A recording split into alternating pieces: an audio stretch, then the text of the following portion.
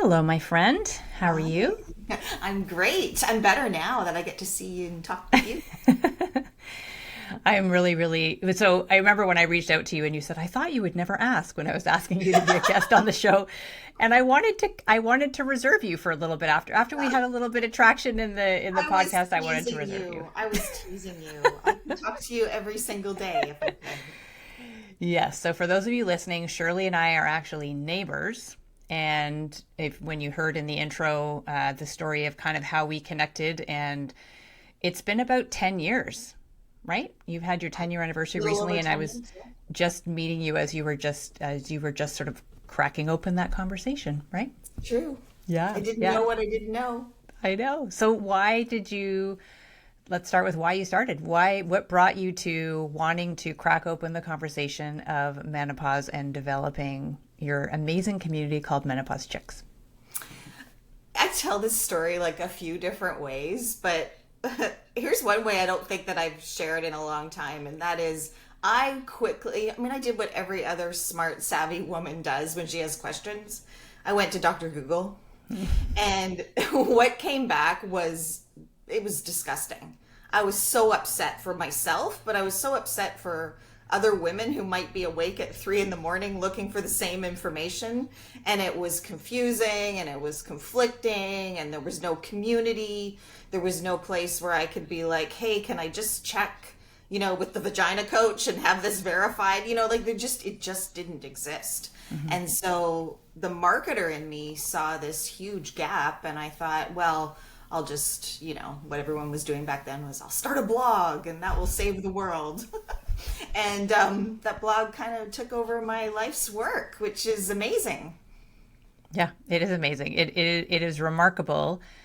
So for those of you that haven't been to the Menopause Chicks community on Facebook, what is your community size right now? It's over 50, I think, We're right? getting close to 51,000, I think, today. Yeah, that's incredible. That's incredible. So this it started with you were dealing with changes in your body, and went to Dr. Google saying, what does this mean? What's happening with this? And led you to, as you say, this big void. So what is the void? I learned, like, what I mean by that is your brand, your title is Menopause Chicks. So obviously we're in that conversation of menopause, but I learned from you that menopause is one day. I also learned for the first time the term perimenopause, and Yes. not knowing that when I look back on it, all the the shitstorm, pardon my language, that I was going through in my 40s was really to do with perimenopause, which I had never heard that term at the time. I know, So it's so true. It's so yeah, so true. what were So the your other part of my story was I found myself probably around age 41, waking up every morning at 3 a.m., brain fog that was really scaring like the bejesus out of me. Like my family was relied on my income. I had two small kids. I was running a business, trying to take care of clients and get new clients, and my aging mother, who was from Ontario, was living with us at the time. She was showing signs of dementia. I'm juggling her health appointments. If you're listening to this, like, I know there are like thousands and thousands and thousands of women who are juggling all of those plates as well. But for me, what took me to my doctor in my early 40s was I don't have time for this.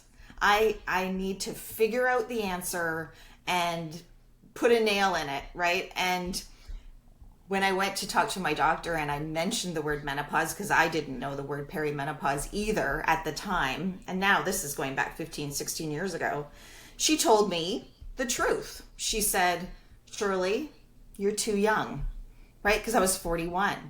And then that was the end of the conversation. It was like an 8-minute appointment. She already had her hand on the door handle on her way out of the room by the time I had said the word menopause. So I was left quite disappointed initially by that conversation. And then I just got to work. I was like, I can't be the only person in the world that feels this way. Now I have the wisdom and the experience of 15 or 16 years to realize maybe all of the things that I was experiencing in my early 40s weren't all related to perimenopause, which is simply the fluctuation of our hormones. I wasn't being truthful with myself. I wasn't holding up a mirror and saying, you are sleep deprived. Your cortisol is off the charts. That's contributing to your sleep deprivation, to your rage with your children, which was like a real concern, right? You spend all this time thinking about, oh, I want to be a mom someday. And then you're a mom and you're screaming at them because they want to wear shorts in the middle of winter. Like it was crazy. It was crazy. But the good news is I was able to surround myself with so many generous and kind health professionals like yourself, who set me on a path of learning where to go, where to look for the quality information, how to sort out the fact from the fiction.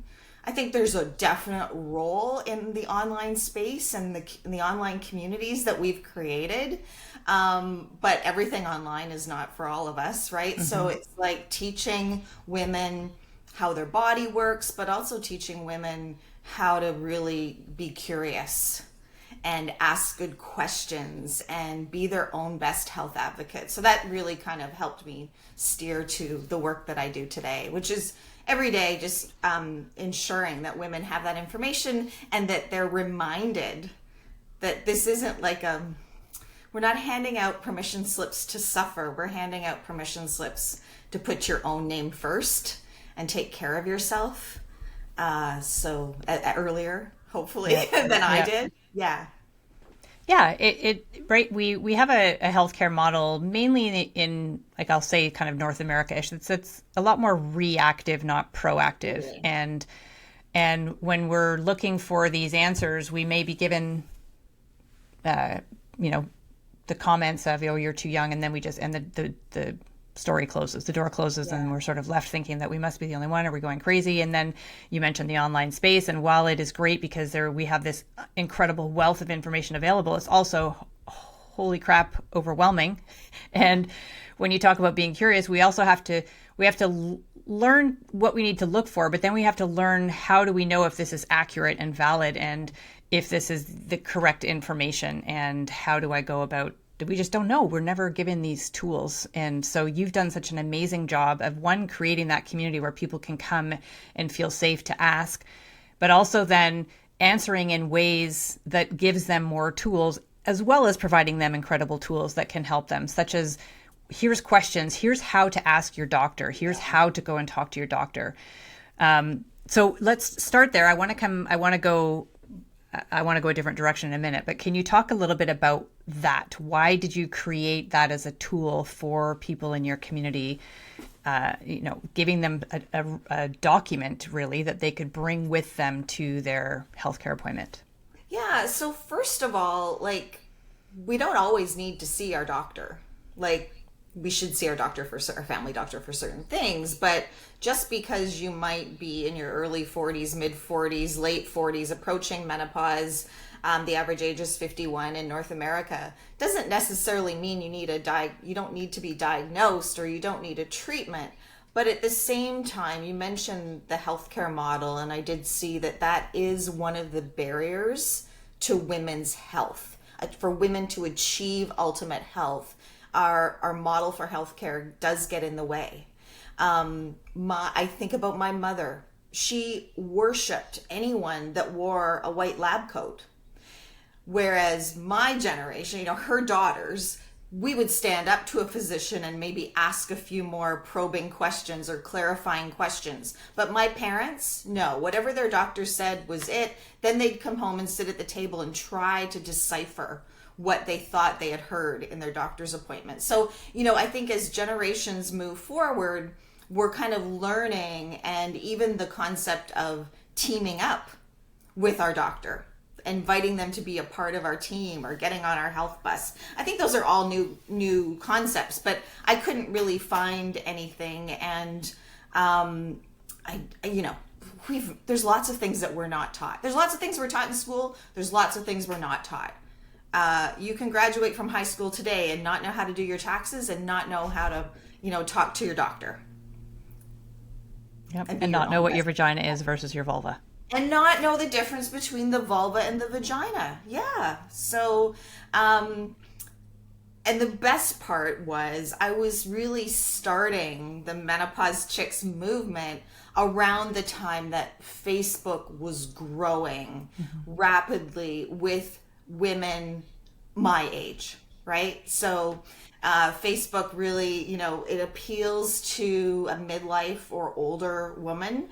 And it just became a place, as you said, where women were feeling that this could be trusted, that if a private community was a new tool that Facebook was introducing and the conversation of menopause was happening, then it was some way where we could close the gap. I think when I started, the statistic was that 77% of women had questions about their midlife health.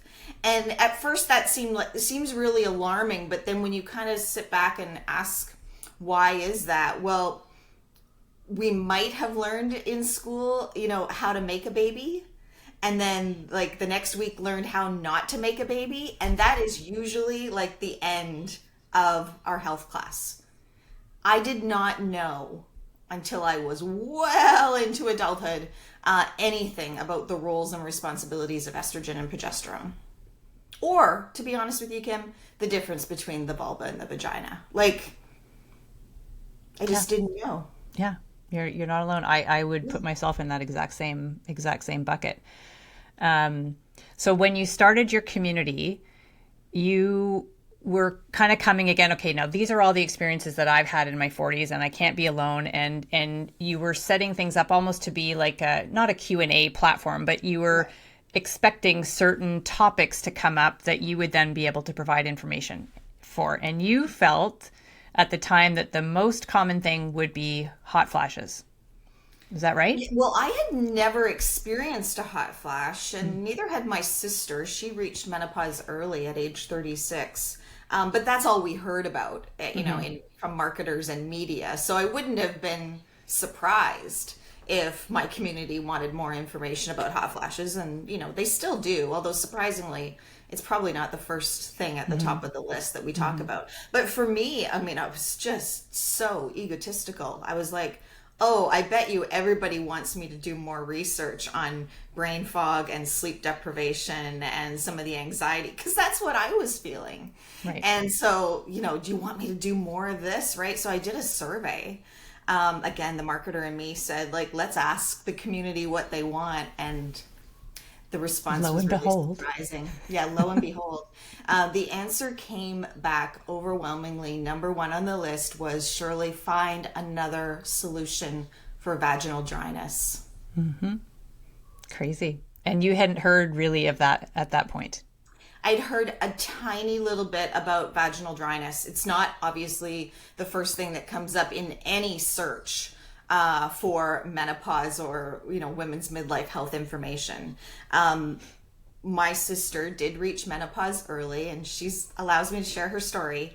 And her doctor told her very little other than, you need to go and find somebody else who can support your health. Otherwise, these were his exact words, everything will shrink and dry up.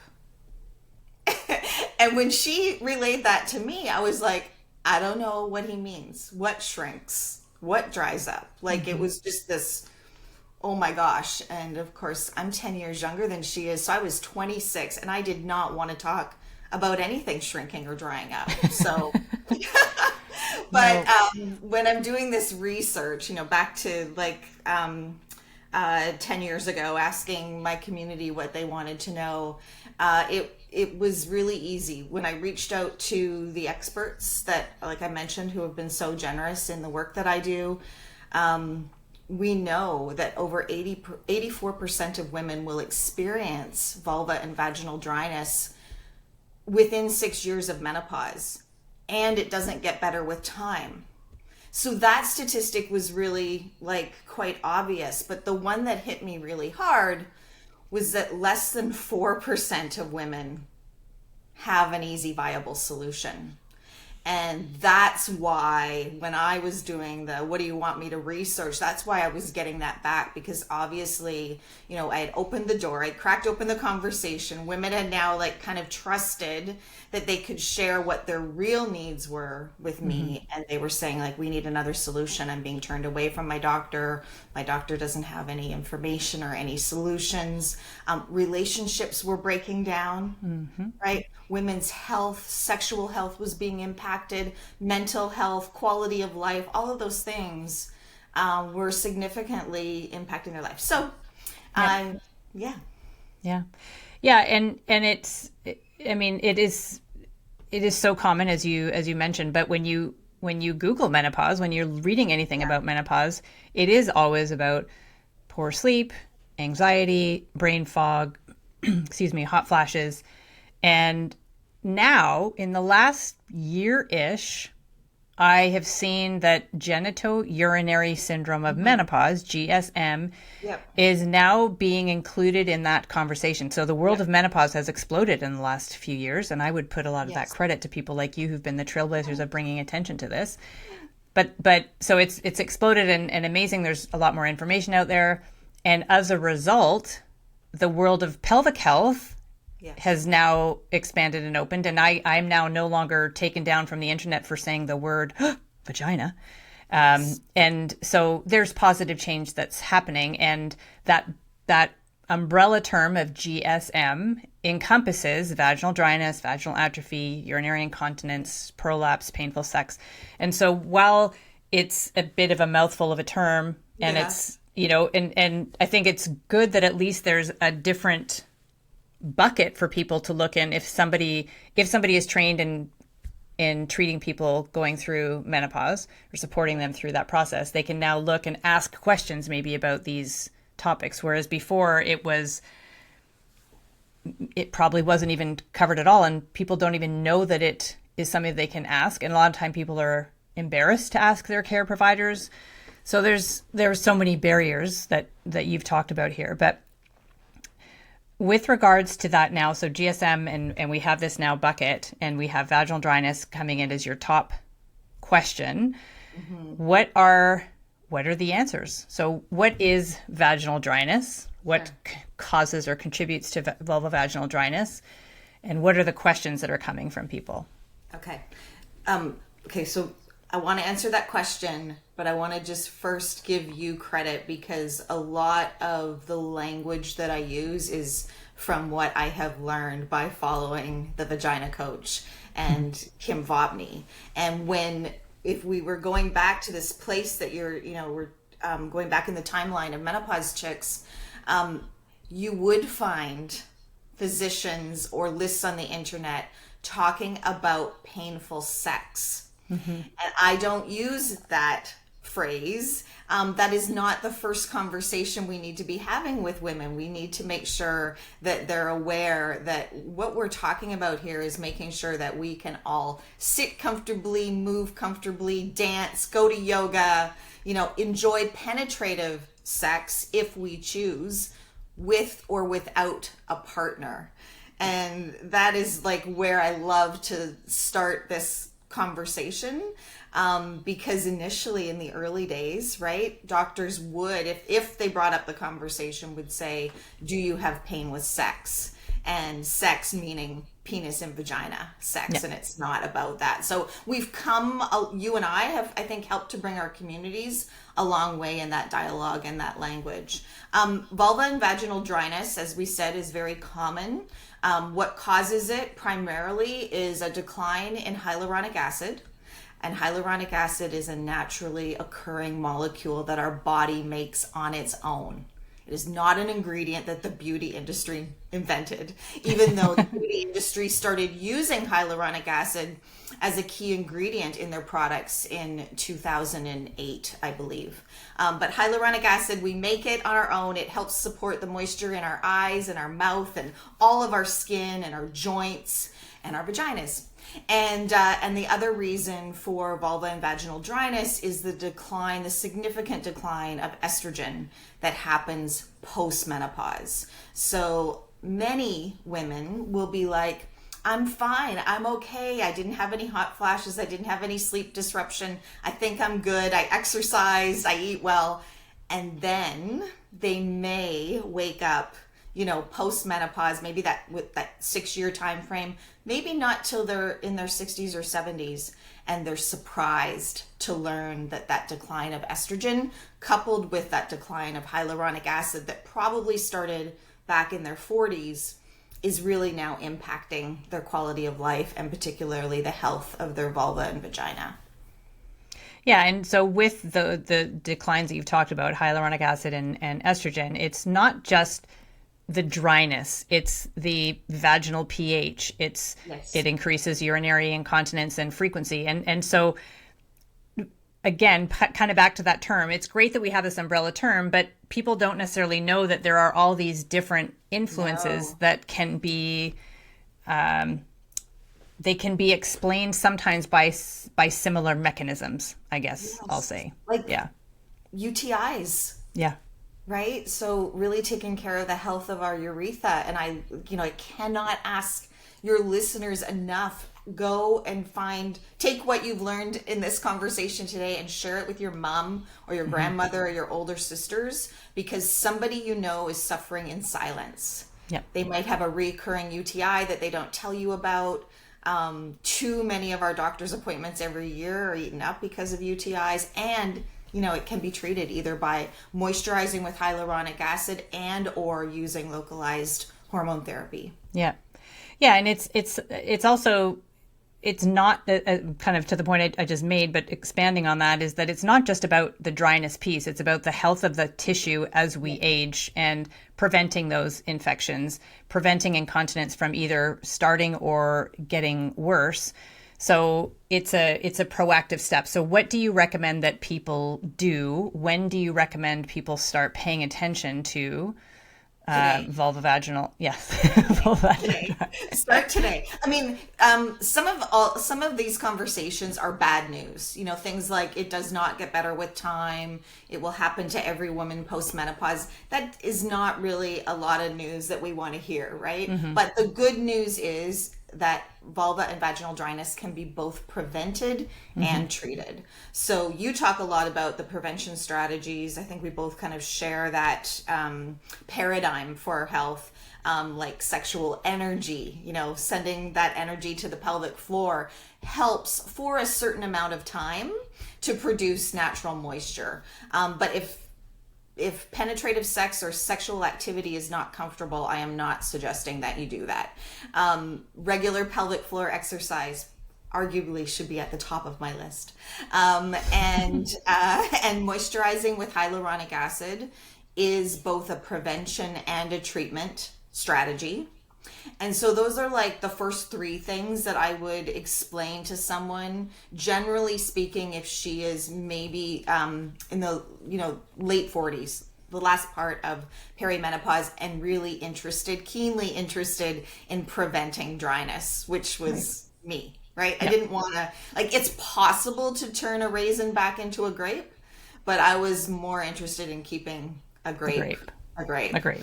Right. And then for, that decline in estrogen that happens at menopause, there are many approved vaginal therapies for the treatment of vaginal dryness. Couple of caveats. One is those therapies are for the vagina only. Many of them are creams or rings or suppositories that are for internal and ignore external, which is the vulva. So you still want to be able to moisturize. And the second part of that is that you will not get a prescription for a localized estrogen or DHEA therapy, generally speaking, unless the condition already exists.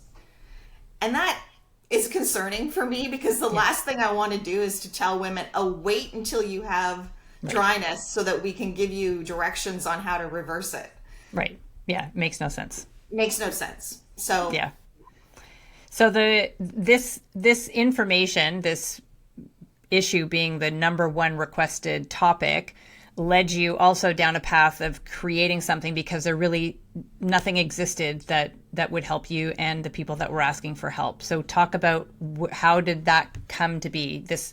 The product called Feel Amazing. So what was that path of creating it? Well, so Dr. Petra Stute, who is quite well known in the menopause space, she's done a lot of research on progesterone. She is a Swiss gynecologist, and her research team studied hyaluronic acid in 2013, and the results of that study showed that hyaluronic acid was equally effective at treating vaginal dryness as estrogen therapy.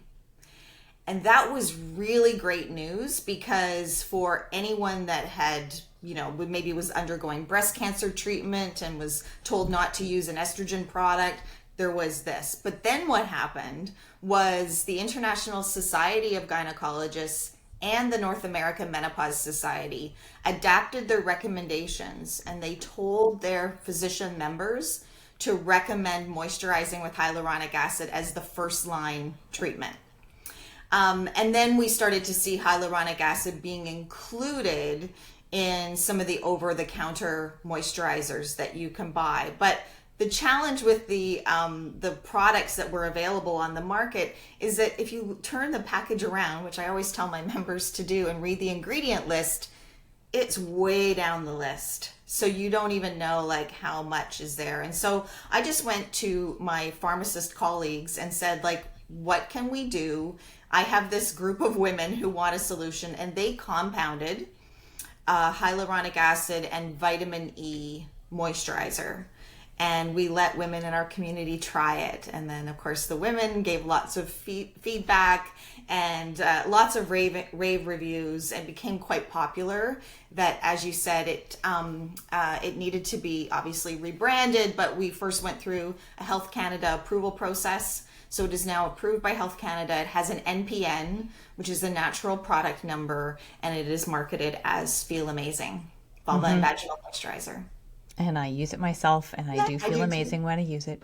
So so a lot of people hear the term hyaluronic acid, and you mentioned the beauty industry has been using that, and it's in many of the serums and creams and stuff that we see. And somebody may look and say, oh, well, I already use a hyaluronic acid for my face. Why can't I just use that? So what's the problem with taking something designed for the face and putting it on our vulva or vagina?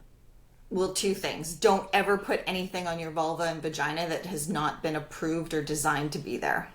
And the second thing is that those products that we use on our face or hands have other ingredients, chemicals, you name it, that could disrupt the pH of our vagina, the mucous membrane. This has been specially formulated for vulva and vaginal use. Even the consistency of the gel has been designed by members of the Menopause Chicks community who didn't want to lay down. That was one of the pieces of feedback we got, is like, I have this product, but when the instructions say I have to lay down for an hour after I insert it. I'm like, well, that's because it's too runny. Why don't we just make a gel that will stay where we put it? And it does, right? So I shower, get dressed, better put that in the right order. I shower, moisturize, and get dressed right away every morning. It's just part of my regular routine. But yes, do not use anything. And I would say the same about eyes, right? So hyaluronic acid is also in eye drops, and you wouldn't put your skincare product in your eyes because it's not designed to be there. So the exact same thing applies for your vagina. Right. And it can be used internally and externally. Correct. Yeah. Yes. Yeah, I love it. I recommend people use it all the time. I recommend that people, as you said, it's not something we're waiting for a symptom to show up and then that indicates that I should start using it. We have a vulva and vagina, and that means we start using it now, today. And skin is skin. Yeah. And we moisturize our skin. So, yeah. We spend a lot of time and effort taking care of the skin on our face and not so much for the rest of our body. I had a really interesting email today from a person who had joined my Buff Muff challenge last month for June, and she did not start it. And I have a couple of follow-up emails that go to people, asking, how did you enjoy it? What were your results, kind of thing? And she responded to one of those and she said, I haven't done it because I'm just afraid and there's something holding me back.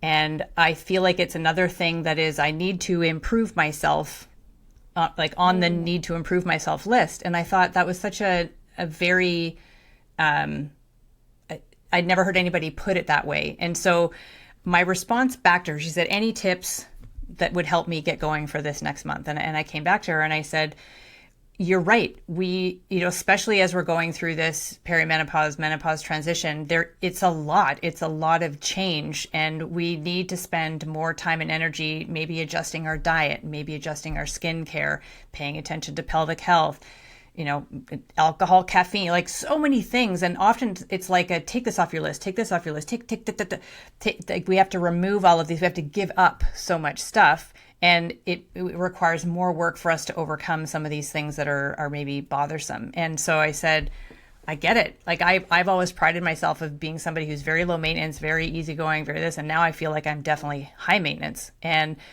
that being said, I also, it's like a car. It's like our house. As things age, it requires some maintenance. It requires some repairs. It requires some enhancements. And our bodies are the same. And so rather than viewing it as I need to fix myself because I've done something wrong, I have this opportunity to maintain or even improve this amazing house, car, structure, body, whatever I have. And it's not your fault because you didn't know these things. Our healthcare system isn't set up to be that way. But also think about taking pride in the fact that we have this opportunity to put self-care at the top of the list. Yeah, it's not a punishment. It's not because you've done something wrong. It's not because you're not good enough. It's because you are good enough and you deserve this care, right? Oh, so true. I mean, so many analogies too. Like, do you ever walk by your plants and go, "Oh, I can't believe you want water again"? we don't treat our plants like that. Totally. We don't talk to them in that tone. Yeah. If we're going away on vacation, we ask, well, okay, so that would go sideways if you're asking somebody else to moisturize your vagina. But like, your plants need water. And so you just know that if you were going to be a plant owner, that you are going to take care of your plant. And that's the same thing that we're talking about. Probably though, in the work that you and I are doing, we're at sort of this midway point. Like, I don't know for sure, but I have a nearly 20-year-old daughter. And I hope that because she's grown up with the moisturizervagina.com floating around the house, that, maybe her and her friends will just understand that that is part of my future. Yeah. And most of the women that you and I talk to on a daily basis, maybe that person that wrote the email to you this morning, they're learning about it for the first time. And there's a little bit of a surprise element in it for them. And they already have full plates. So I recognize that, and we're trying to get in there and get to the top of the list. But when we do that, when we get to the top of the list, it does save you a lot of time and anguish in the long run. Yeah. Yeah. And I do think, as you mentioned about your daughter and our younger generations, I have two boys, but they've definitely seen vulvas and vaginas around the house for their whole life, pretty much. And so if the seed is being planted, and actually just the other day, a friend of mine, asked for a recommendation for her daughter for a pelvic floor physio. And I said, amazing that you're taking her. And I said, sidebar, you would benefit from seeing them as well, but also plant the seed that this is like going to the dentist. The dentist, yeah. This is something that we can empower ourselves with for caring for our bodies, for our lives. And the sooner that seed is planted and the more of this preventive mindset stuff that we can implement along the way, it doesn't seem so insurmountable. It doesn't seem like we have to, quote unquote, improve ourselves so much if we wait. Does that make sense? Totally. Yeah. Yeah. I mean, we're changing paradigms, and it takes it's some time. going in the right direction. Yeah. Yeah. So to kind of come and wrap things up, one thing that we won't go into here, but I want to make sure that I address and direct people to is your hormone class, because that is another huge, huge topic. So we've talked about vaginal estrogen, and hyaluronic acid. It's two things, but there's also the hormone piece, and the world is also not just exploding about menopause, but about hormone therapy and And so that's a huge topic. And I know you have a masterclass, so I will link to that in the show notes. Thank you. So without, like, again, that could be a whole other podcast episode. I think we should do that. But as a whole, so from that major question of vaginal dryness, we've talked about that. What would you say are your other 2 to 3 top asked questions or top pieces of advice that you provide to your community? Well, thank you for talking about hormone therapy. Before we can even have, like, we as a society can have a conversation about hormone therapy, and I think this is one of the biggest gaps in women's health, is we must learn the roles and responsibilities of our hormones when our cycles are regular. Mm-hmm. Once we know the roles and responsibilities of estrogen and progesterone, probably the 2 I talk about the most, but also cortisol is in there, thyroid is in there, even learning about vitamin D. We hear about vitamin D, but do we actually know what it does when we have optimal levels? So that's really key. Then we can make a plan for when those hormones are not being produced at the same quality and quantity as they once were. So that's like the big part of what I talk about. And then in addition to that, I would say I teach women how to stay curious, because it's really important that we don't throw everything into the menopause bucket or the bucket of menopause symptoms. We do have to consider other lifestyle factors, other stress factors, and obviously every time we have a conversation about our health, it's overlapped with other things that are going on. Yeah. Caring for aging parents, divorce, grief, the list goes on for infinity. And the third thing that I would say that I have not spoken publicly about too much recently, and that is go tell someone else. So a lot of members come to the Menopause Chicks community and probably come to the Vagina Coach community as well. And they've worked up enough confidence to ask their question and get an answer for their body. But I think the information flow often stops there. Mm-hmm. Because there's still sort of, it's not a backyard barbecue conversation all the time, unless you and I unless you're friends with us. Yeah. And so I'm worried that we're reaching lots of people every day, all day long, but I'm worried that we're not actually giving every woman the tools that she needs to go and talk to her mother, her sister, her daughter about these topics. And so I've started to use the line lately, someone needs this information. Mm-hmm. Mm-hmm. Just as hopefully an incentive to start spreading the word even more. Because you said, the conversation, it's happening a lot more now, but I still know that there's that woman right now listening to this who just, reoccurring UTI, vaginal dryness, doesn't feel amazing yet, right? Mm-hmm. And we have to remind every woman that we deserve that. Yeah. Such a perfect way to end. Thank you for your time today, but also thank you for creating such an incredible community and for including me as part of your guest experts. Yeah, I love being part of it. I love the work that we do together and the collaboration that happens, and our nature walks that we do sometimes because we live so close to each other. So awesome. So thank you. And all the show notes will be listed for your website where people can reach you. And of course, I want to highlight that the masterclass and the sleep information that you have as well, so everybody can get their help. Thank you so much. Thank you.